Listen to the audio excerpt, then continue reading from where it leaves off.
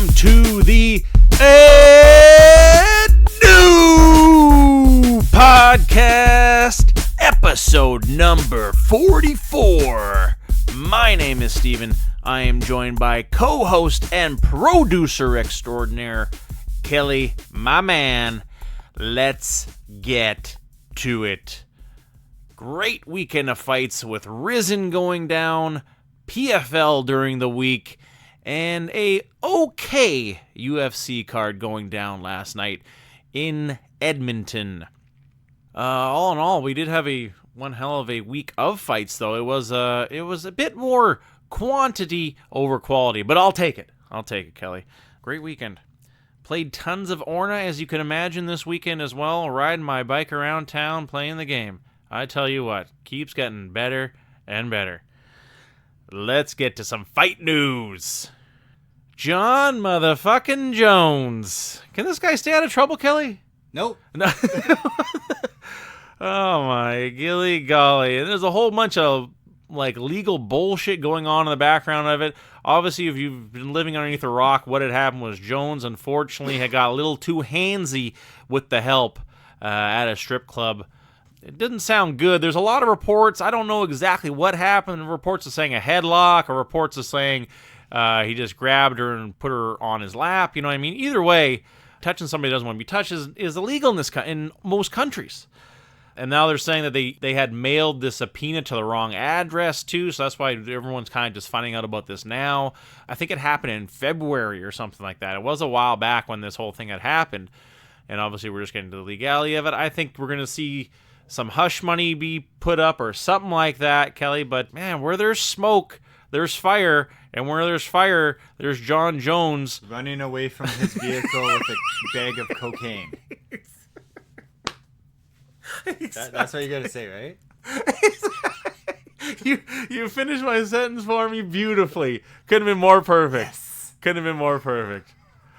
Oh man. But still, can this guy stay out of trouble, Kelly?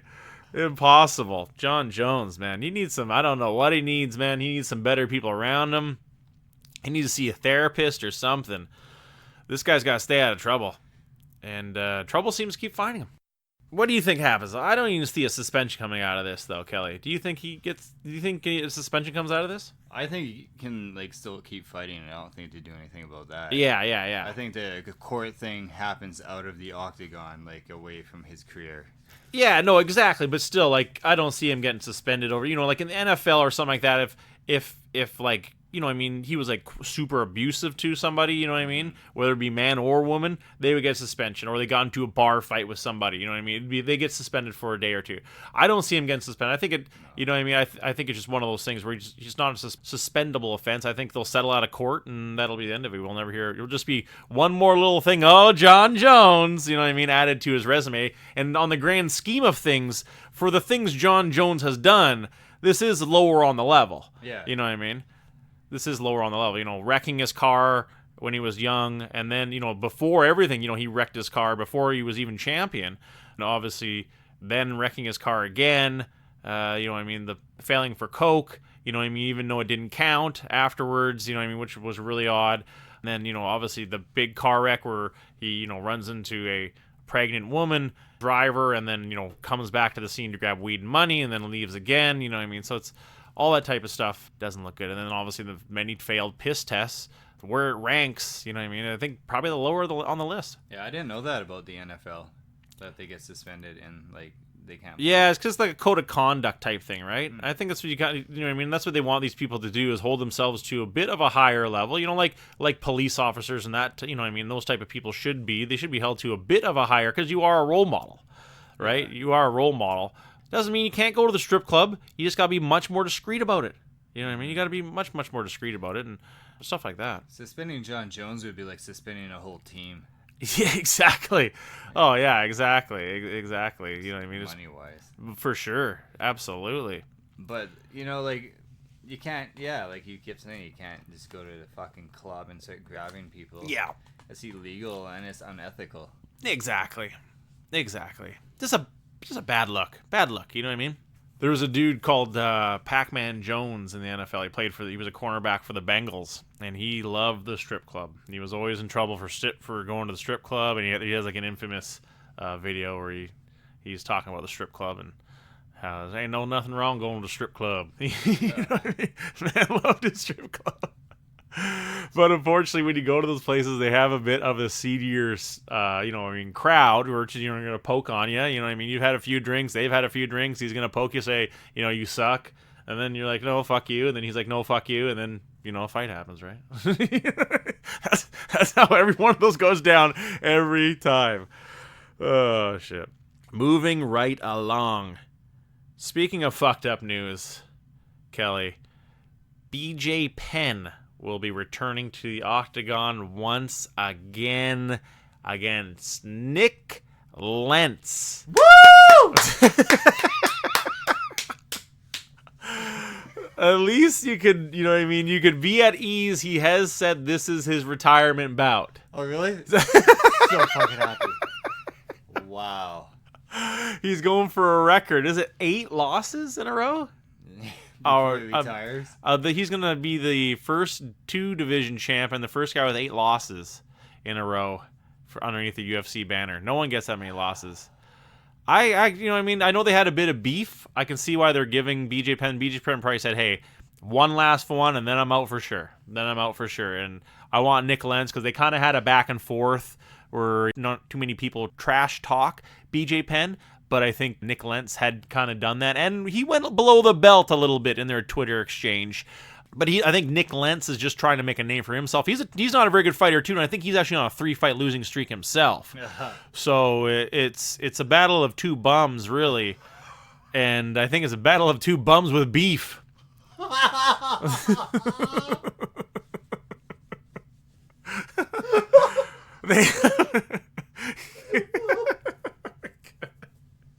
Do not visualize that. It's whacking each other with their beef. It'd probably be more enjoyable than the real fight. BJ Penn's like, man, this guy's been pissing me off for a long time, so I'm going to let him beat my ass in the octagon. Yeah, exactly. Yeah, terrible scheme to go. He's like, I'm going to prove that he's right. I sure hope he wins. Oh yeah, I don't know. Yeah, that would be nice to leave on a good note like that, but I highly doubt it. It hasn't been announced where it is going to be, but it just got announced just recently too that it will be going down. They've both verbally agreed, so they haven't really hammered out an exact date on what's going to happen with that, but only time will tell. Only time will tell. Decent card announcement coming out of with Miles Jury being signed to Bellator and being thrown right into the fire. Taking on Benson Henderson in Dublin is going to be his first match. Miles Jury taking on Benson Henderson. I really actually like that matchup. 155. I don't think they never met in the UFC, and I think it actually could turn out to be actually quite a good style matchup that could be actually enjoyable for the fans. And I think that's what I'm kind of most excited for. Miles Jury was more of a flash in the pan, had a great record. He was on the TV show as well, coming over to the UFC and kind of, winning and then getting injured super bad, but then coming back and never really finding never really finding that winning rhythm he had when he was like 10-0 or 10-1 or wherever the hell he was in before when he came into the UFC. But they're giving him stiff competition in Bellator with Benson Henderson. A guy, I think, he's just had such an up and down. You never know what kind of performance he's going to bring to the table in Benson Smooth Henderson. I think it should be a good fight, though. Another fight announcement from the UFC. Chris Weidman making his 205 debut against Dominic Reyes. R.I.P. your career. Chris Weidman going down at UFC Boston, October 18th.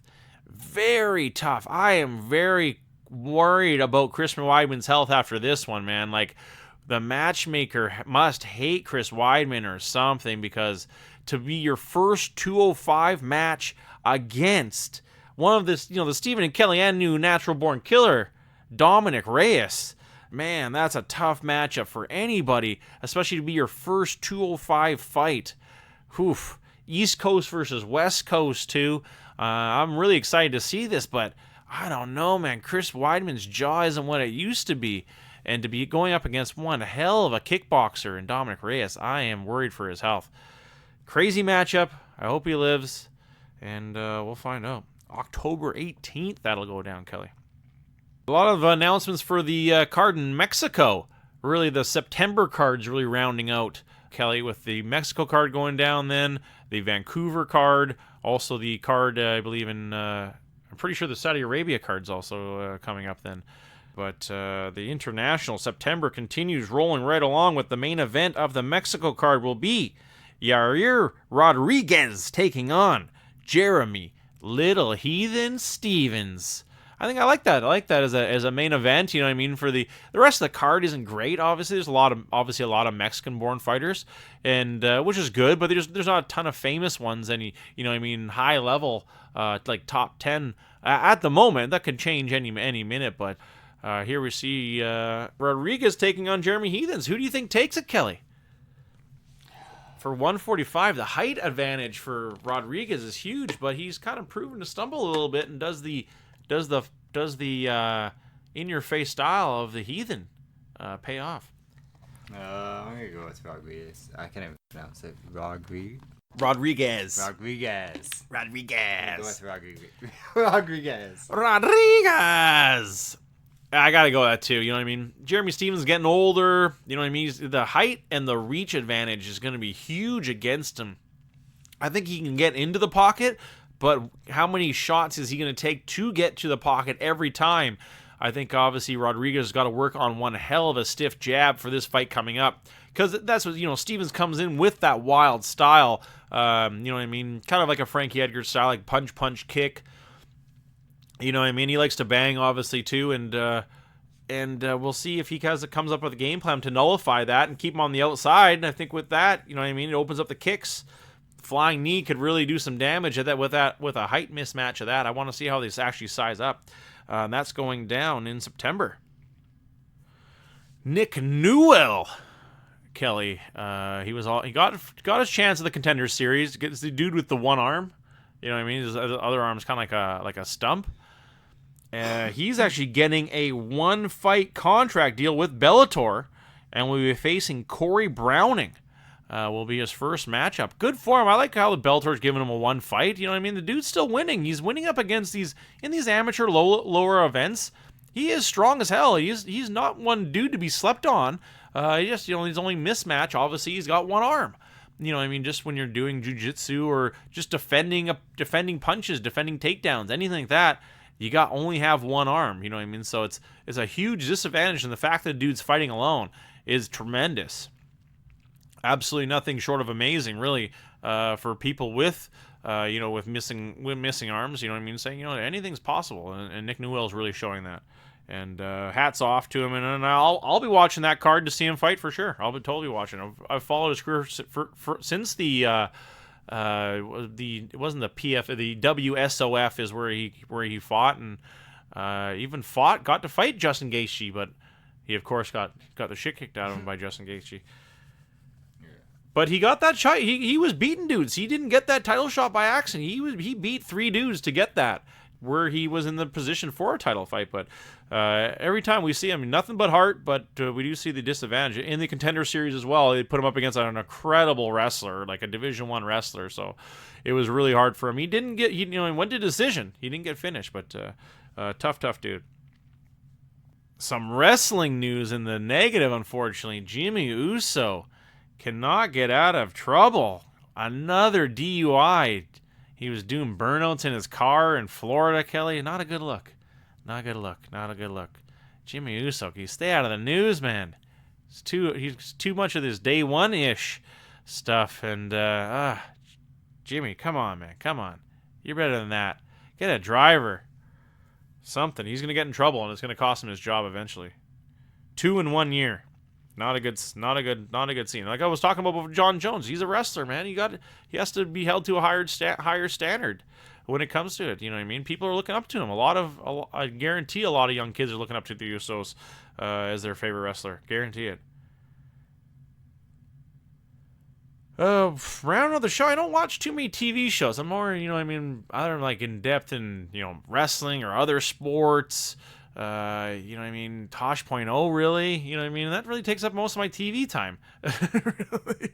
But one show I came across called Southside.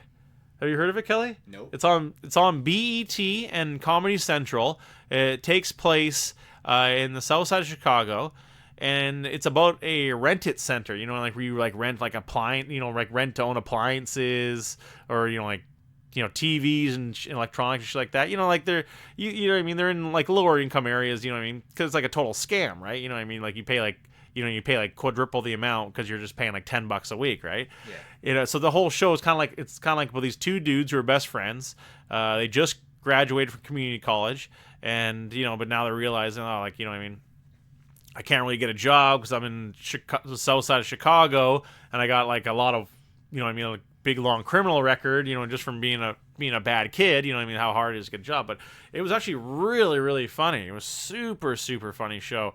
I don't want to get into it too much and spoil it, but if I can recommend anybody to watch it, just absolutely watch it. I'll just do a tidbit of it. So it's these two best friends, and the one guy they get a job at this rent-it center because the one guy's brother works. He's like the manager of it. So they both go to it, and they have to. He's getting all lippy in like their little meeting, and just everything goes down. It's just so funny. I thought it was just absolutely hilarious. So he gets a little lippy in the meeting. Like, okay, you got to go get the Xbox from this guy who's like a gang member because they rented on an Xbox. This guy and he never paid the bill, so he's got to go get the Xbox from him, and.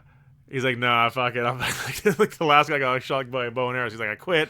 And he goes get a job in an office, and he loves it. He's like, it's the best thing ever. Like, I have my own email address. You know what I mean? Everyone was nice to me. It was great.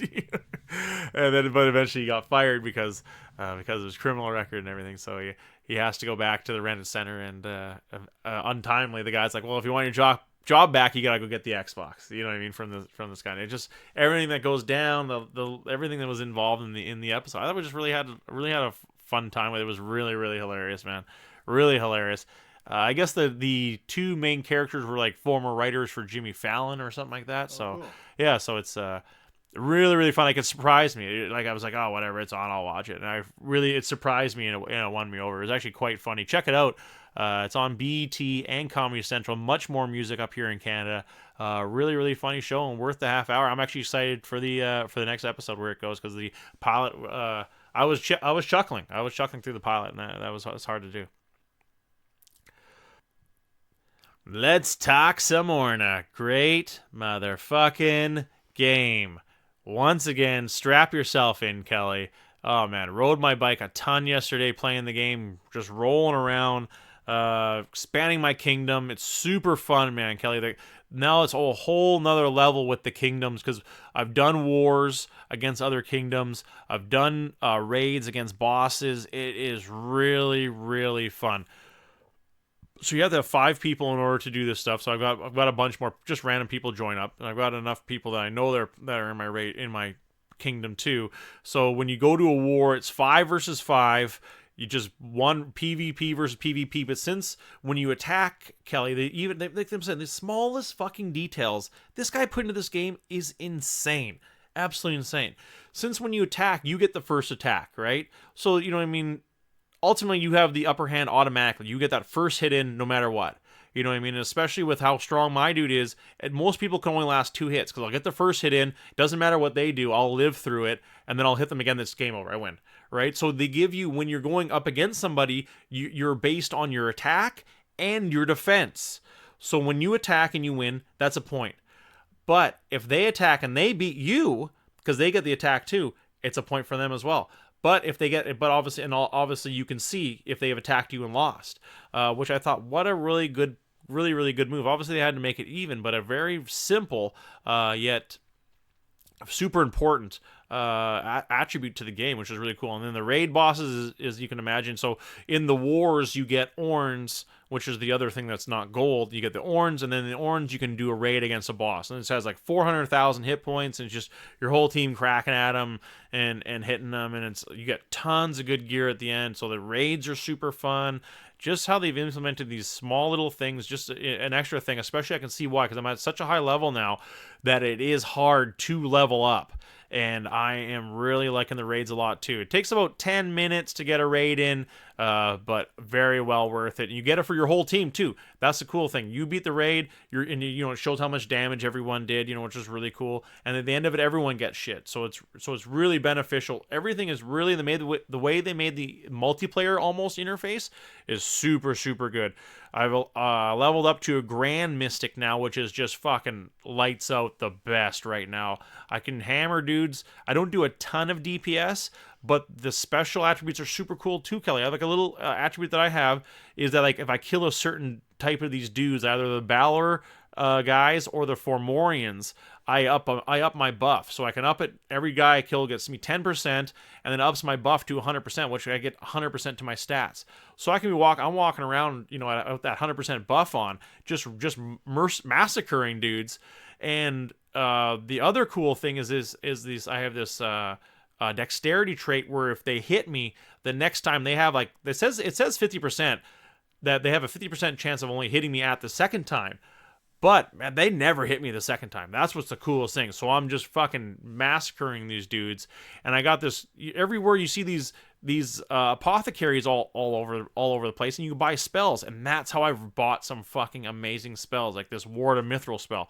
Super stacked. It is amazing. Like, just how you use your ward is something I haven't even talked about, too.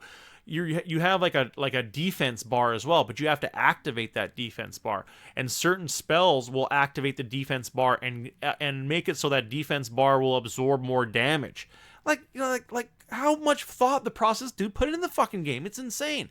So the Ward of Mithril will activate my ward for 7 turns, which is huge in the game, and up my absorption by 75%. So if I'm getting hit with 1,000 damage, my ward is taking 750 of that. I'm only getting hit for 250, so it's really, really cool. They have a special thing of gauntlets going on right now, a special event for gauntlets, regenerate faster, and dungeons.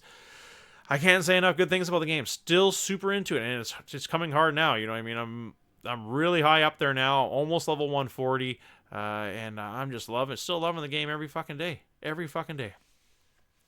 But that being said, how's the Apex been coming this week, Kelly?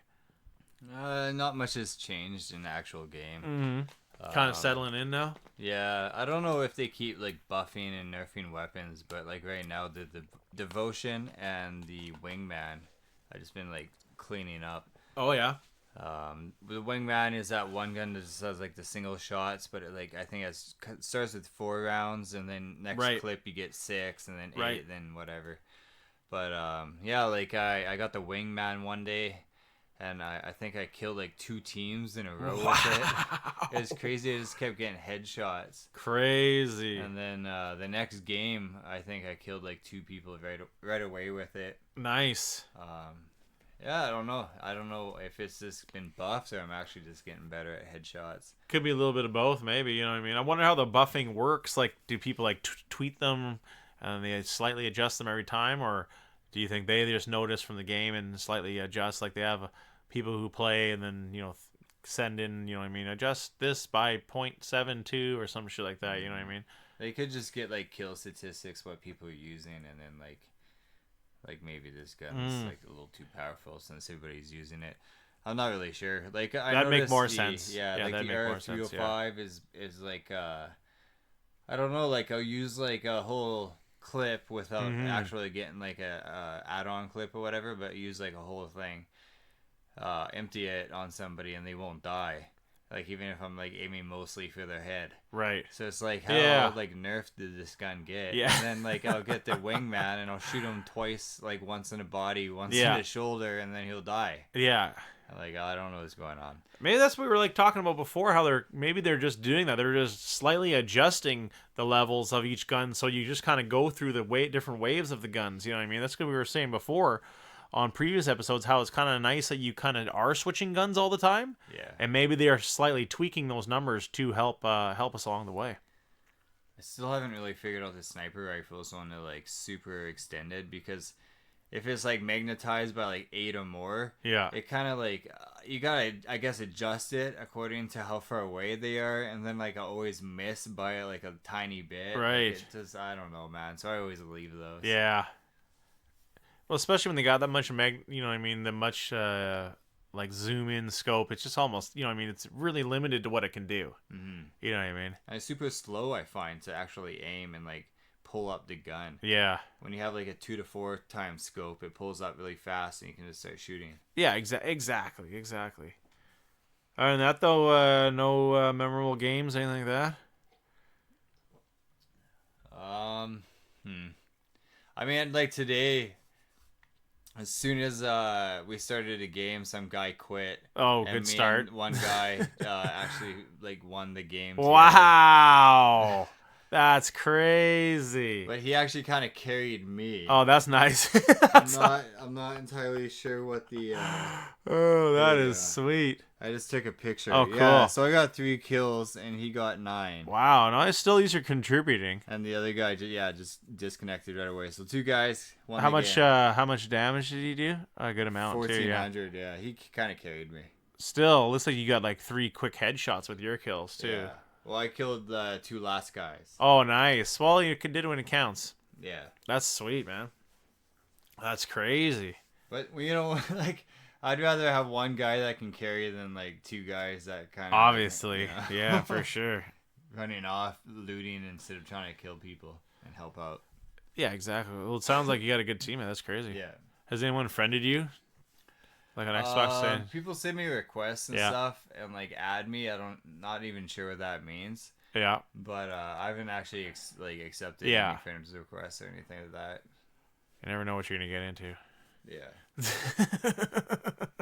Because people don't send me messages or anything. You know, they just like follow me, whatever that means. I guess they're just seeing what games you're in so they can jump in. There's actually one guy who sends me an invite quite often. And, loves you. I never accept it. I don't know who he is. If he just sends me a message first, let me know who he is. Then maybe I'll accept it. Exactly. Send him a message first, folks. Come on. Don't just go in dry. You gotta romance him a little bit. Send me a DM. The D-est of M's. Oh, shit. Let's do it, man. Yeah, I wanted to play some Zelda this weekend, but you know, I just found myself wrapped up. This game is just so fucking fun. Can't say enough good things about it. The guy I work with is super addicted now too. My fault. Totally my fault. Oh shit. Let's do this. Back by popular demand.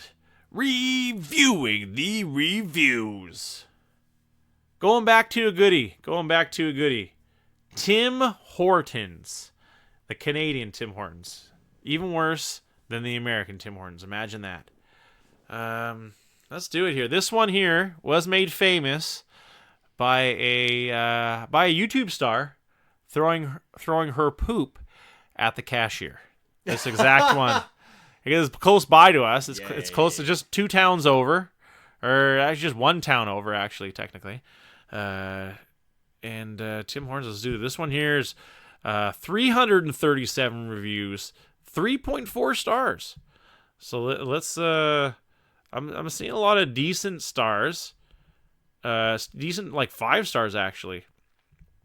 But as you can imagine, with a Tim Hortons, you are going to see a lot of 1 stars. Let's just get started right into this one here. This person was very upset. JG, 25 reviews. 3 months ago, 1 star. She rushed me as I ordered. Was asking my order before I even drove up to the window. It's all in parentheses. You know, it's good when people add parentheses. I love this. Asked for white hot chocolate. She cut me off as I was ordering. Another more parentheses, but he didn't have the big. It's all. This is just parenthesis after parenthesis after parenthesis. Like, come on, you don't need that many parentheses. ... Got home, was watered down, regular hot chocolate. Very bad service. I just think it's a little bit odd too, like, especially if you're going to order white hot chocolate and you are rushed through, I'd double check.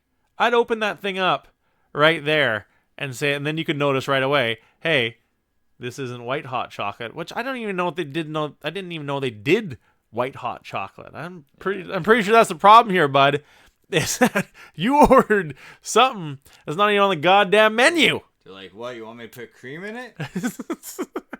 That's probably why it was cold and watered down, because they just did like half milk, half chocolate, hot chocolate. You dumbass. 1 star for not even knowing what you want to order. This guy's so psychotic. He thought he was at a fucking Starbucks. Give me a break. Get out of here.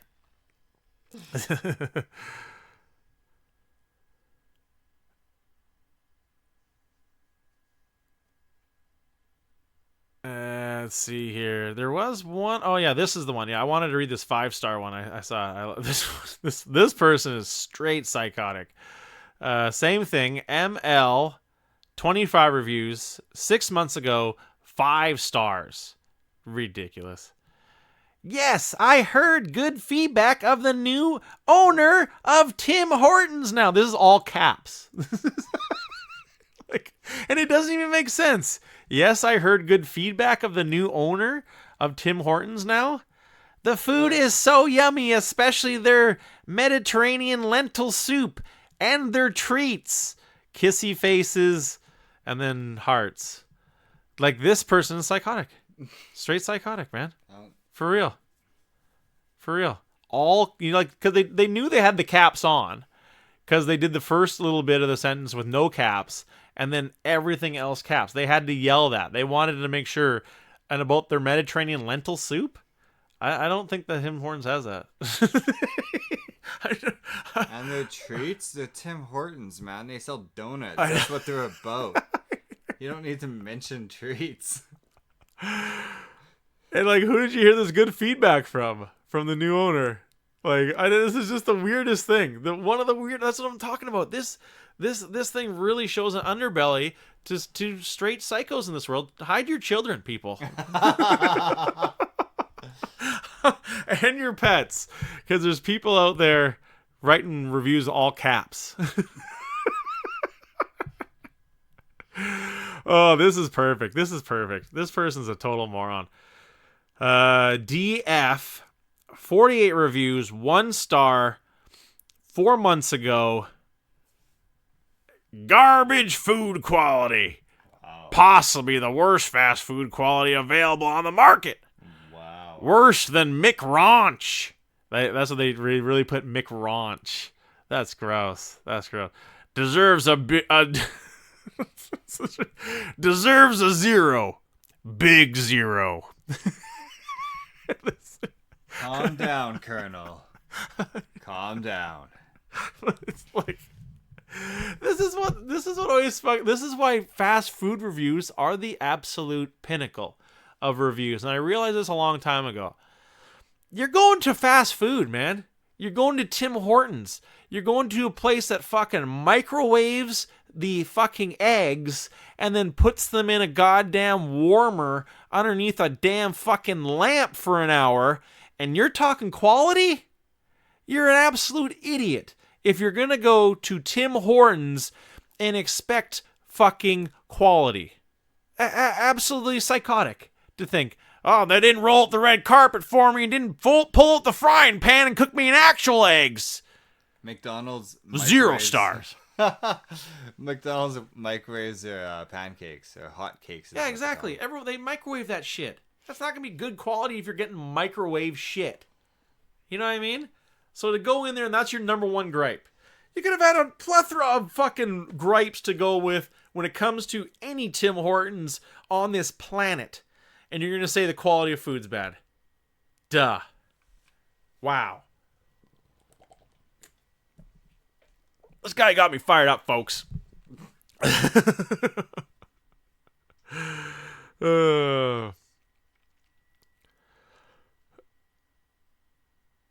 Oh, this person, I love this one. Here's a political one. Oh, and even bad pictures. Okay, we'll do 2 more. We'll do two more.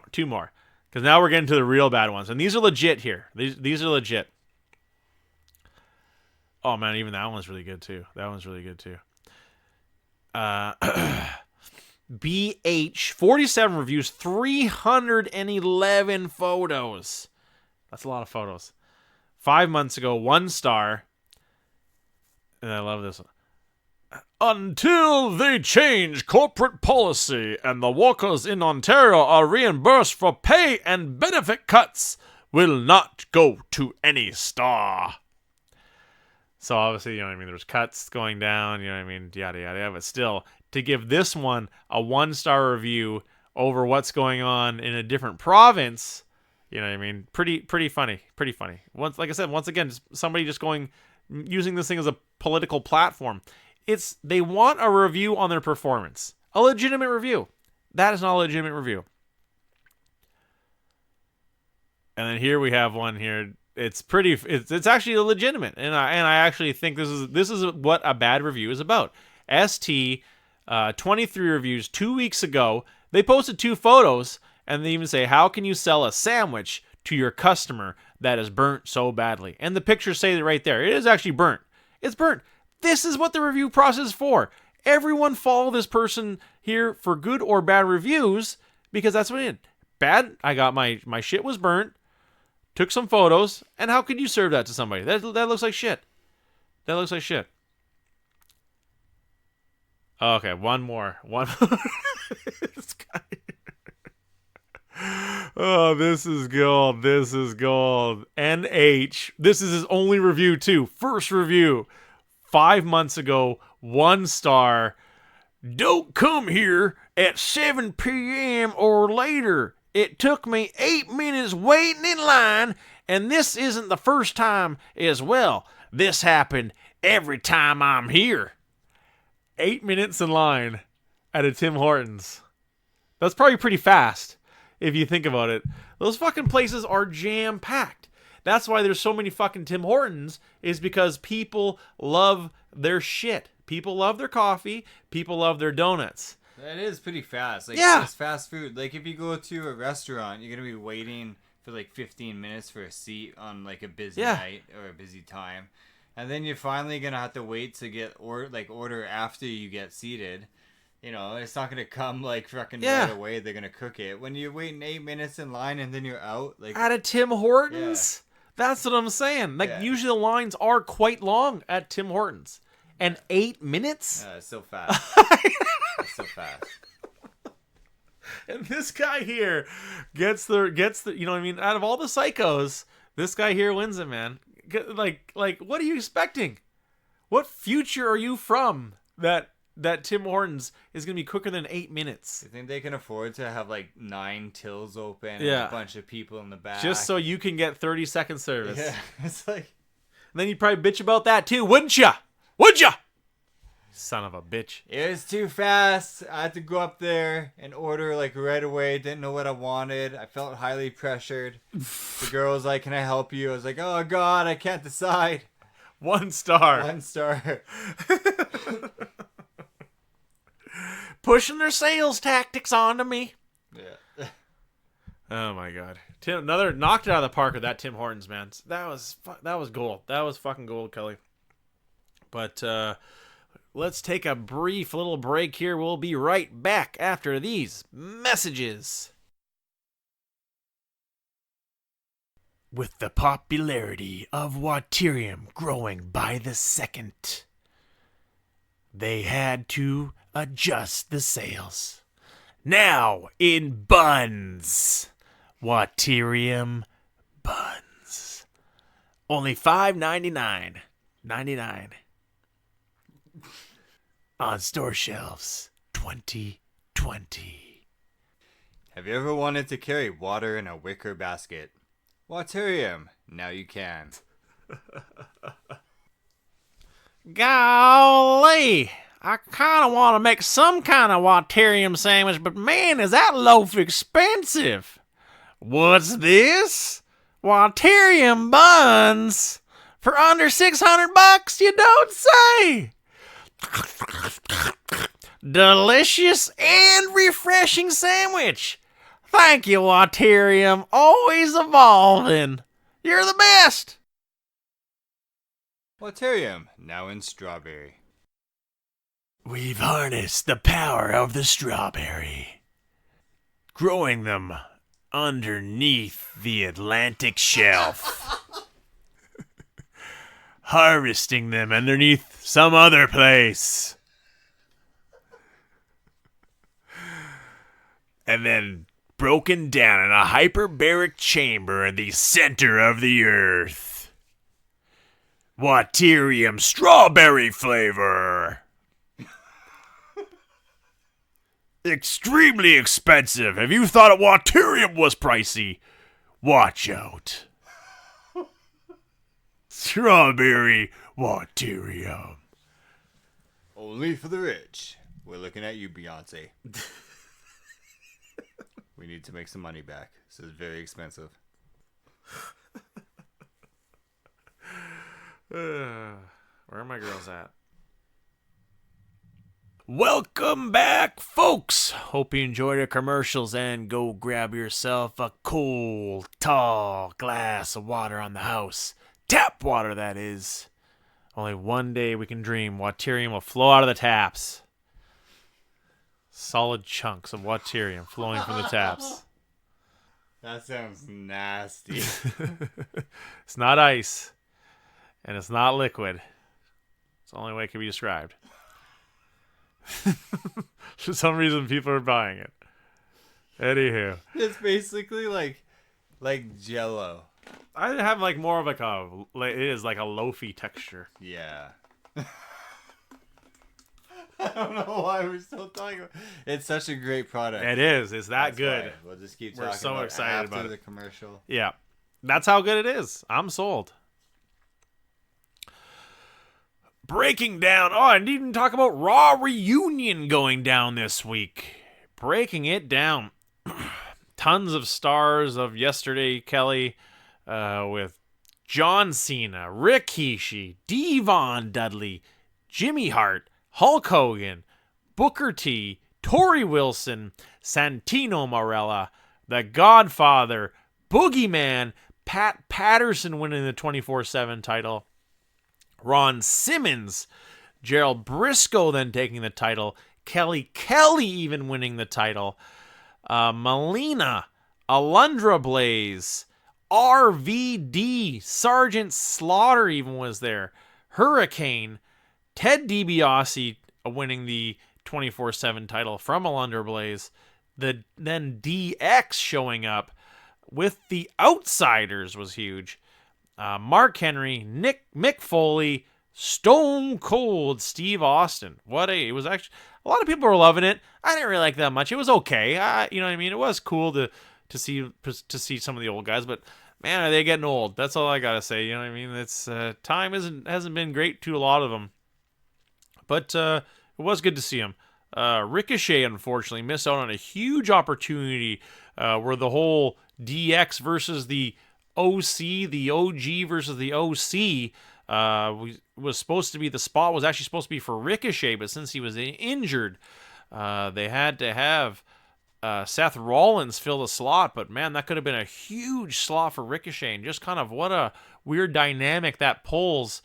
Not for the future, but just obviously a situation a dude wanted to be in against the club. And to be with the Click guys, it would have been a really huge missed opportunity for Ricochet. And what a way they're really holding this guy to a high stature. And I've loved Ricochet since he was Prince Puma back in the Lucha Underground. So it just really cool to see Ricochet as being touted as the new big thing in WWE. I actually, for a guy who really got fast tracked through NXT, he's been one of my favorite wrestlers for a long time. I'm really glad to see that they're putting a lot behind him because he is amazing. What You Dewey was actually Lucha's Underground original name. Really? Wow. Yeah, What You Dewey? Wow. Yeah. Damn it. That's a really good trademark. Yeah. What You Ma Dewey? Oh shit, Kelly, you're hilarious. It was the noise that he made when he jumped off the top. What you ma doing?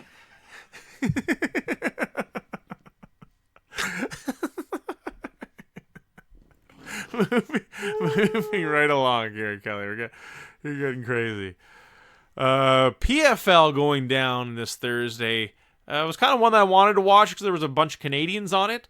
Unfortunately, those dudes were much like all the other fighters for PFL, UFC castaways. It was interesting though. It was awesome because it was on TSN. Kelly, it's finally PFL's on TSN, so it was cool to watch it. They have, stats in front of you as it happens, like fighters punching speed and takedowns and punches landed stats always up. So it's kind of interesting. More fighters miss weight though, It's kind of shitty, These dudes are really letting down an opportunity to get some money here by missing weight, and it's shitty because it's causing the fights not to happen. I think that's the shittiest part about it. So that's kind of weird. One thing is no elbows, Kelly. No elbows. Because I guess since it's a tournament type base style of fight, they don't want people to be cut up, I guess. I don't know. I thought that was weird. But the coolest part was Lillian Garcia is the main ring announcer. Really, really good. She used to be the main WWE ring announcer, Kelly. And now she's moved from WWE over to being the main ring announcer for PFL. That's really, really cool and great for her. I really always enjoyed Lillian Garcia and respected her throughout her career in the WWE. And I'm glad it turned into like a main starring gig with PFL. They've obviously got to be tossing her a ton of dough because she's the main ring announcer. And I think that's really, really cool. Let's break it down here, though. Going down in Atlantic City, New Jersey. It wasn't terrible. Right down the middle, I'd say. It had some good fights. It had some highlights, though.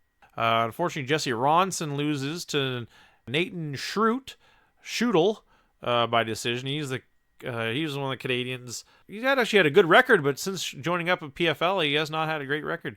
Jeremy Kennedy sneaking out a decision against Steven Seiler. Moving on as well. I think he is going to. He's the only Canadian to make the playoffs for PFL. Wasn't a great fight. He's got to definitely show a lot more if he's going to do anything in the division to get that $1 million. One fight was actually pretty decent. Alex Gilpin taking on Freddie Assunção, Rafael's older brother, and winning by one hell of a nasty guillotine. Freddie Assunção actually looked really good. He actually had showed some good stand-up, but I think he kind of didn't respect Gilpin's wrestling game. And wrestlers, that's one thing they're good at, is that guillotine. When they really crank on your neck, you let any guy with that much strength crank on your neck like that, especially a wrestler, it's gonna fucking hurt, and he got put right out. He got put right to sleep. Nate Andrews versus Rashid Magomedov is actually a really good fight. They really went back and forth for the decision there. Rashid Magomedov definitely winning the third round. I thought maybe he did a bit more in the second, but Nate Andrews had such a great first round. Kind of had a crazy attack style, Kelly, where he was like throw like a left punch, and it was almost like his kick was coming right behind that punch. So he was like throwing a punch kick on the same side with such quickness, it was hard to block because the guy couldn't really see it coming behind the punch. So it was really good. But Nate Andrews, he kind of did tire out at the end of that match, and but the decision still went to him. Lance Palmer winning against Luis Rafael Laurentino.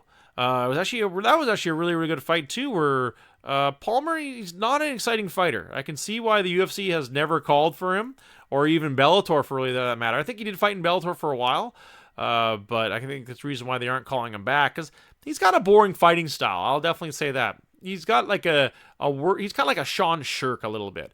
Great wrestler, will just hold you and pepper you with punches on the ground while he's holding you down. So it's not the best fighting style, but he was patient with Luis here, and Rafael Laurentino. He had kind of had a great style with the stand-up, really landing some cool stuff, and working the omoplata always from his back the whole match, and really giving Lance Palmer trouble right up until the end, where he kind of did tire out in the third round. He tired out, and eventually got the ground and pound on him. But it was a really good showing by Laurentino. I think he was really talking a lot of trash in there, smiling the whole time. And I'd like to see this guy back again. I just think he came up against one hell of a strong wrestler he wasn't prepared for. He tried tons and tons of submissions, but Lance Palmer just a little pit bull. He's just really, really strong, and it was a really good match, actually. Lance Palmer kind of won me over. He's real douchey, Kelly. He's real douchey too, which doesn't help. And he's a boring fighter too, but I'm just glad there was a finish, even if it wasn't the third round. And Chris Wade, the Long Island Killer, beats Ahmed Alvi It was an okay fight. It was really, you know what I mean, just kind of more one-sided than anything. Ahmed did show a little bit of resistance, but it was Chris Wade just kind of chasing him down the whole match. And to end with a decision on that one. Not bad. It was worth the watch. It was worth the watch, especially on Thursday. There was really nothing on. Let's talk some Ryzen Fighting 17. Going down the Saitama Super Arena.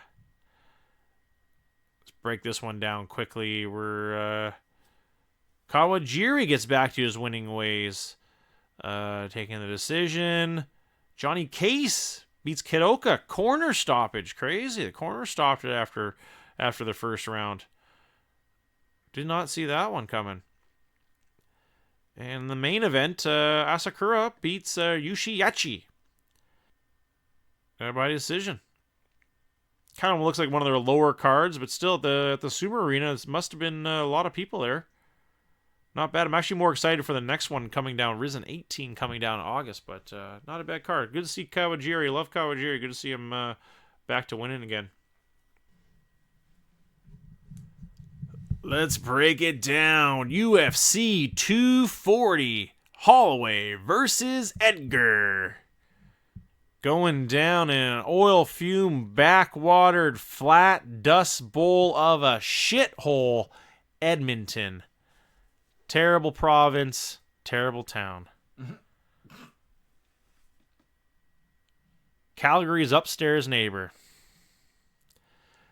It wasn't the best of cards. Like I said, it was okay. What did you think, Kelly? If you give it like a all around? Did you enjoy it? I saw the last two fights. Thought it was great. Yeah. A great card. It just kind of had a weird feel, you know. And the crowd was kind of, I think, was pissing me off the most. The Ric Flair woos. That's cool and all, but like, there was some dude like doing it like constantly. I would have been like, I could just, if I was in the crowd, I would have been so fucking annoyed. You could just tell he's just some fucking meathead in the crowd just wooing the whole time. It's just like, jeez Louise. Terrible. I didn't actually hear any of that. I guess my TV wasn't loud. I think he got tired by the end. I saw the prelims. The guy was doing it the whole time. And then create this chain effect of people wooing. It was, you know what I mean? Woo here and there. But it had to have been like fucking 50 woos. It was too much. You're overdoing it. Leave it up to Edmonton to make something not cool. It was a decently stacked card, though. Eric Koch wins against Kyle Stewart by decision. Jillian Robertson TKOing, getting the finish against Sarah Froda. I think that's going to be a huge win for her. Another big good win for Jillian Robertson, especially the finish. Deveson Figueiredo. That's the match I started watching. That was on the main undercard. That was a really good, really barn burn of a fight against Alejandro Pajoja. Really good fight. Those guys went toe to toe. Figueiredo really landing some crazy bombs, but man, Pajoja was not going down without a fight. He really stood in the whole match, took one hell of a beating, but he never quit. I think that one could the fight of the night's later on, but I hope those guys may have gotten paid. I hope they did, because it's at 125. Gavin Tucker he's from the East Coast of Canada, with a nice rear naked choke of Sungwoo Choi, losing the point in the second round for kneeing him in the head when he was down, and then to come back. He really kind of obviously knew he needed that finish, and here he gets it. Just Sungwoo Choi, super lanky for 155. He had like an 8-inch reach advantage, Kelly. You know, that's insane. 8-inch, and managed to lose.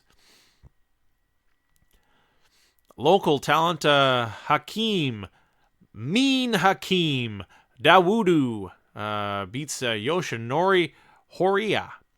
That was a crazy fight. That was a super crazy fight. What a matchup for Hakeem to really... Yoshinori, he had one hell of a weird fighting style, Kelly. He was super all over the place, almost kind of like a Dominic Cruz style a little bit.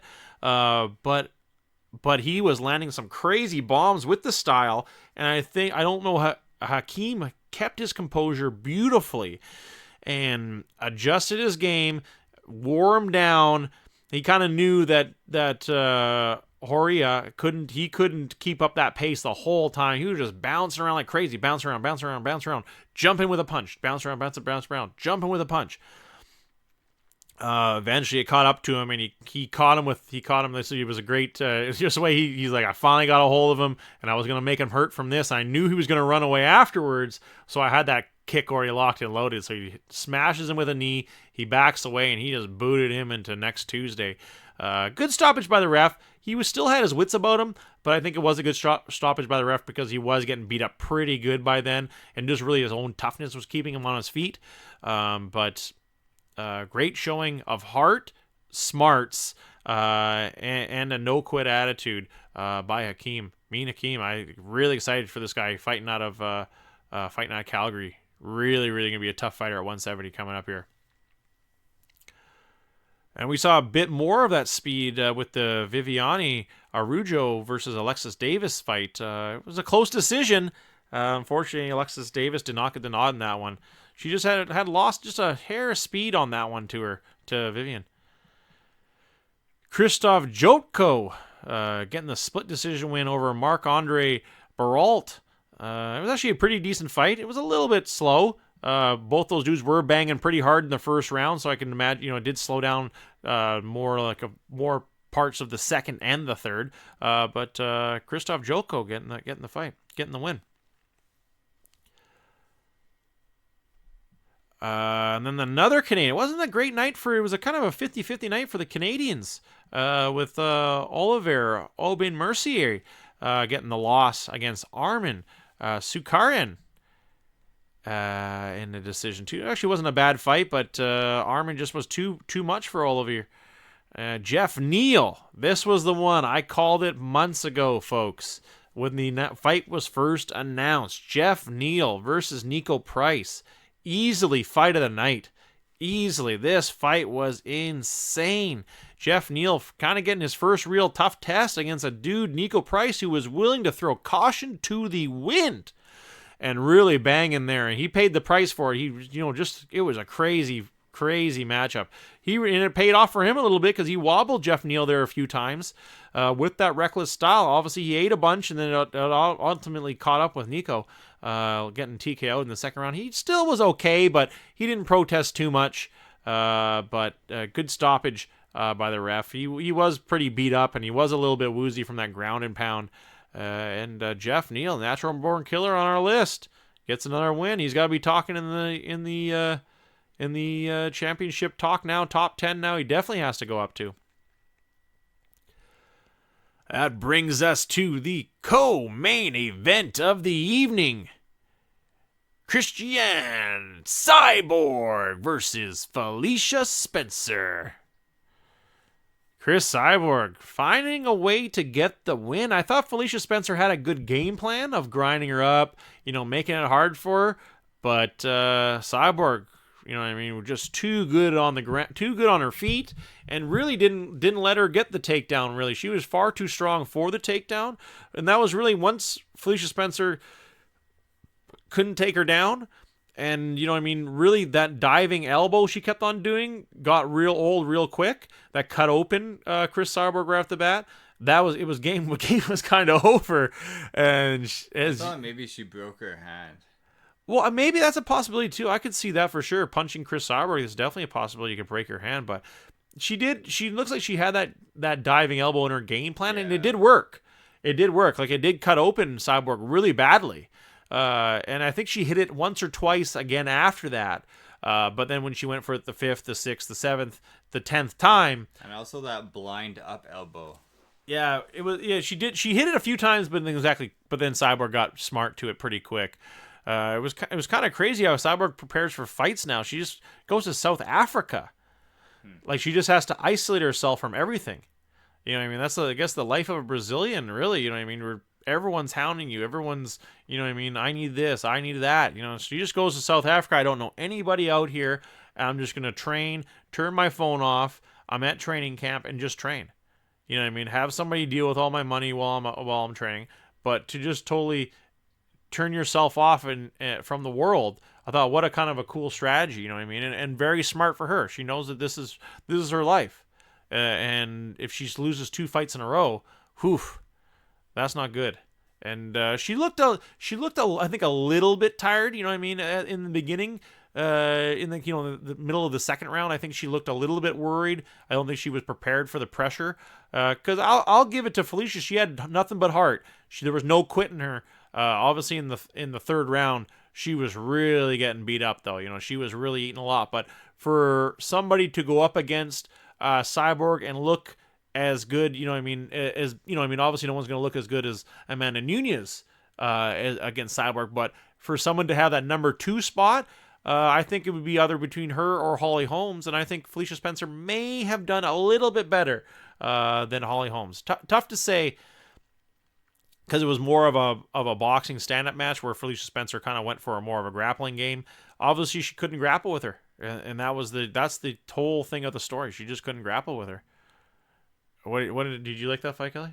Yeah, it was a good fight. Yeah. I mean, you know, she kind of got dominated, but yeah. But she took she took a beating, man. Big time. Yeah, I don't know. It was all right. She looked okay. I think in the first round was her strongest round. I didn't think it'd be hard argument to say she won that round. Yeah. Went better than I thought it would. Yeah. Yeah, I think so. Yeah, I think she can take that away. You know what I mean? That she looks smaller than Cyborg too. That was the thing too. Yeah, I think she's a lot smaller. Way smaller, exactly. So that was half of it right there. You know what I mean? And very, very tough on her. She shouldn't hang her head low today. Felicia Spencer should hang her head high of how tough she was, and she got the spotlight. Looked like she had a bit of the jitters. Now you call out Cyborg, and here she is. You know what I mean? Here she is in Canada, even though she's from Ontario. So, and then it's like all that talk is now something has to be done about it. You know what I mean? That brings us to the main event of the evening. Max Blessed Holloway versus Frankie the Answer Edgar. I like Frankie Edgar's nickname, Answer. I like that a lot. That's a really cool nickname. I like that. It's smart like him. It was okay. That's the thing. It was kind of, you know what I mean? It was, I think the biggest problem with it's what we all thought it was.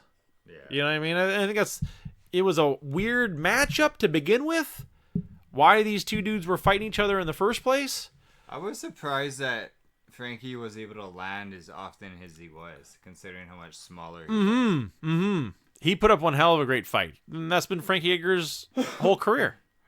He never given up, and it was kind of sad that in the post fight, he's kind of like, I wanted to teach my son that, you know what I mean, no matter how tall you are, you can always win a fight, but you're that, I'm sure that goes for most people, but you know what I mean, it's kind of a rough way to look at it. You're saying like, oh, you know what I mean, I can beat the, no matter who you are, you can still beat the 145-pound champ who's beating everybody. You know what I mean? You can beat up most tall dudes. You know what I mean? Just saying you couldn't beat the champ at 145, who's, a lot of people are throwing around the thing of the most dominant 145-pound champ ever. You know what I mean? That don't look so bad on yourself, Frankie. You know what I mean? One of the dudes had the best, I think probably one of the best careers in the UFC period. You know what I mean? You fought for the belt in 2009, I think is what it was. You know what I mean? And now here you're fighting in 2019. You're going to show him any DC fight, GSP versus Bisbing, Yoel Romero versus anybody. Yeah, exactly. There's a lot of smaller guys that take out bigger guys. Yeah, exactly. Tons of them. But, like I said, you just came up against the toughest 145-pound guy. You could beat up, a tall dude, most 7-foot dudes in the street, no doubt about it. Don't hang your head so low, man. Don't hang your head so low. Short joke. Hey-oh! No. Oh, boy. First UFC fight was UFC 67 in 2007. Like, how crazy is that? Yeah, he beat BJ Penn in 2010. Like, that's crazy. He was the 155-pound champ in 2010. It's 2019 now. To go for that long, you know what I mean, to still be relevant enough to get that title shot.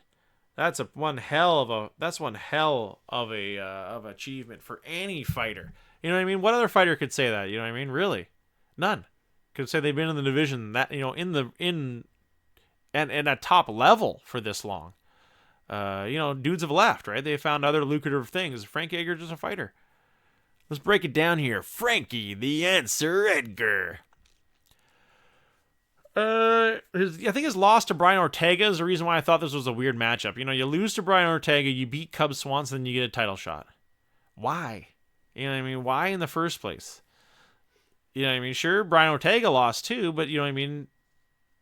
It's just kind of a weird matchup. He did look, obviously, really good. He did, I think, better against Max Holloway than Brian Ortega did, even though Brian Ortega knocked him out. So it's kind of a weird 6 degrees of separation there, you know what I mean? Beating Yair Rodriguez, beating Jeremy Stevens, that was a close one. Losing to Jose Aldo. He never could beat Jose Aldo. That was his problem, too.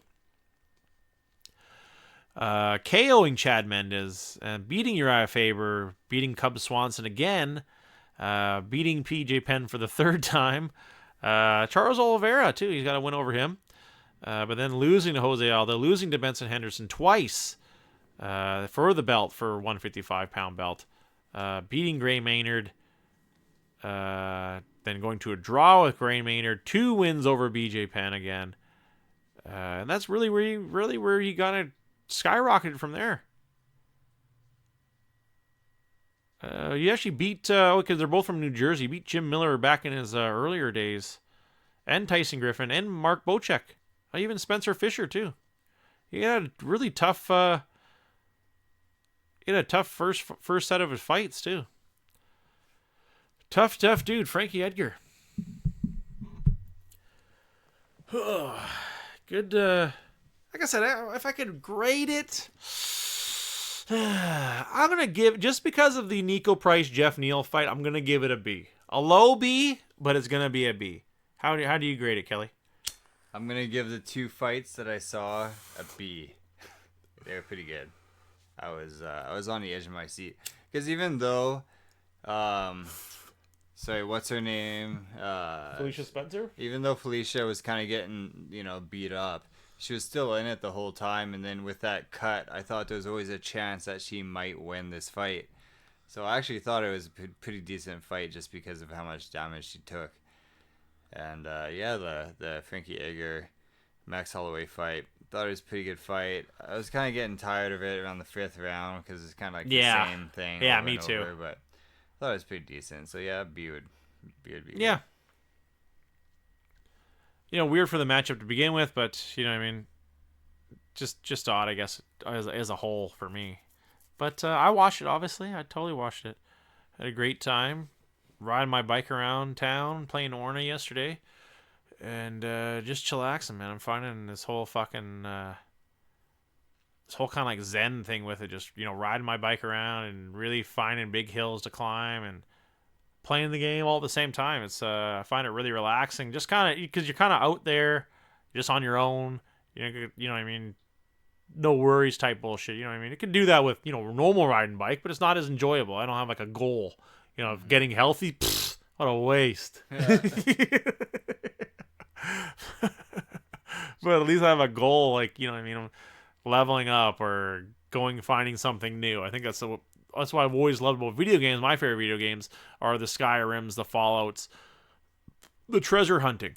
The treasure hunting has always been one of my most favorite things to do. You know what I mean? The unique treasure hunting, because it's all different. That's what the early Fallouts always had. Every box is always different. Every time you played, it was something different. You never could play the same game twice. Even if you tried to, it just wouldn't happen. And I think that's what happens in life too. You never get the same, never the same roll of the dice every time. And this game just gives you something to do while you do it. It's can't explain it how good it is, and how much I've wasted my time on it right now. How's the ruckus been coming, Kelly? It's beautiful weather we've been having. Yes, it's been a lot of fun. Done a couple of oil changes on it already because it's like super cheap, so why not? Best thing you can do for an engine. I have a torque wrench, so I'm not gonna like strip the bolts or anything. Keep that thing humming. Yeah. No, it's been pretty good. It's fun. Hyundai Rakai. Any other ruckus guys come up to you? Have you like come up to any other ruckus guys that give you like the nod? Your helmet? No, but I have like ridden along a street and then like seen another scooter that kind of like pulled up near me and ridden together for a while. That's hilarious. But yeah, other than that, not. What do you have, like a Vespa or something? I'm not sure what he had. I found mine was like faster on straights and his was faster uphill, so I'm guessing he had like a 2-stroke. Ah, nice. Yeah. Oh, that's cool. It's nice having it fast uphill, but like I have so much straights that I'd almost just rather have it like faster on the straight. What do you get like on the straights? About 60 to 65. That's not bad. Yeah. That's not bad. I think it's on those things. I think it's one of those things where it's probably as fast as I want to go sitting down like that. Yeah. Plus, you're just going to slow lane anyway. Exactly. Usually it's 50 to 70. Yeah, exactly. The 80 is usually like way out in the middle of nowhere. Do you take Fraser to work? Yeah. Oh, yeah. And you haven't had anybody throw their Tim Hortons at you? No. I think, like, big vehicles move up the hills slower than I do, so. Yeah. Oh, that's cool. It's got torque. Yeah. Like, I go behind buses and stuff, and they take a long time to go, so. Yeah, that's true too. Yeah, they're get up and go too. I'm sure it's way slower than you. Yeah. Especially up that huge hill past 176. Yeah, and then when I'm going downhill, it's like super fast acceleration as well. Oh, I bet. Oh shit. Just going uphill, it's like between maybe like 55, and if it's like a super steep hill, maybe 40. Yeah. If it's like steep enough. Yeah, that's basically it. Always makes it though. Exactly. That's awesome. What a ride. What a ride. Hello, shout out to everyone giving us the love on Twitter. Whoever's out there listening, hit us up on Twitter. Video game talk. Love talking about it. Maybe I'll play Zelda again. I don't know. Maybe I'll just leave society and play Orna for the rest of my life. I don't know. But sports coming down the pipe. We have one hell of an August coming down for fights. We have, I think, 8 consecutive weekends of UFC, Kelly. Wow. 8. So it's leading into, because every week in September and every week in August we have now. And I think it's the beginning of October too, when the real fight should be coming. We're right around the corner here, halfway through summer. We sadly enough, that's why I love to live in California, man. It's summertime all the time, buddy. Yeah. Summertime all the time. Well, that about wraps it up for us, folks. I hope you've enjoyed listening to us. Check us out on Twitter at and New Podcast. Stephen and Kelly's and New Podcast here. Loving the show every week, doing it with my man Kelly here. Can't wait to see what next week brings with news, with fights, breaking shit down. Next card should be actually pretty good. SummerSlam this weekend, too. SummerSlam next weekend. Long weekend for us BCites. Coming up. So we'll do a special long weekend show coming up next weekend. Well then, for myself, Steven, and co-host and producer extraordinaire Kelly, you've been listening to the And New